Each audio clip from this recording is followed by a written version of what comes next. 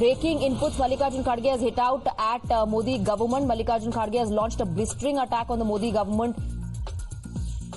Mallikarjun Kharge says barbed wire, tear gas, nails and guns. This is dictatorial government muzzling the voice of the farmers.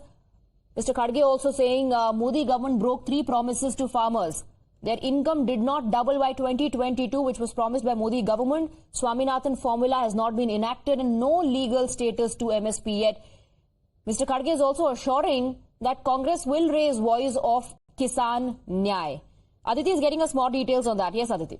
Well, exactly, Swati. Riding on the drama that unfolded last year when the farmers held a protest, now the Congress is saying that all those promises that were made last time to the farmers are not fulfilled, and hence now this time, instead of holding talks, they are showing bullets and barricades to the farmers and escalating the attack. We have Mallikarjun Kharge saying कटीले तार, drone से आंसू gas, कीले और बंदूकें, सबका इंतजाम है। तानाशाही मोदी सरकार ने किसानों की आवाज पर जो लगानी है लगाम।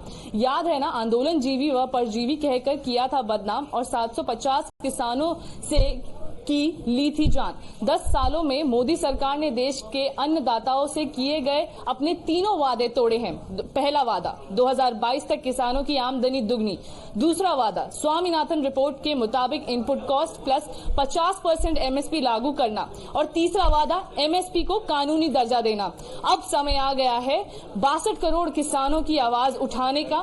छत्तीसगढ़ के अंबिकापुर में आज कांग्रेस पार्टी किसान न्याय की आवाज उठाएगी। हमारी किसान आंदोलन को पूरा समर्थन है। ना डरेंगे, ना झुकेंगे।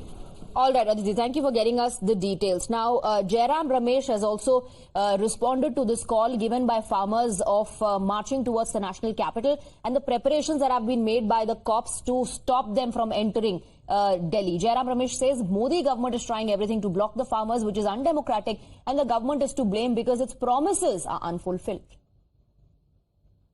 मोदी सरकार की ओर से पूरा प्रयास किया जा रहा है कि वो ना आए दिल्ली, तो उसी समय राहुल जी किसान संगठनों से बातचीत कर रहे हैं।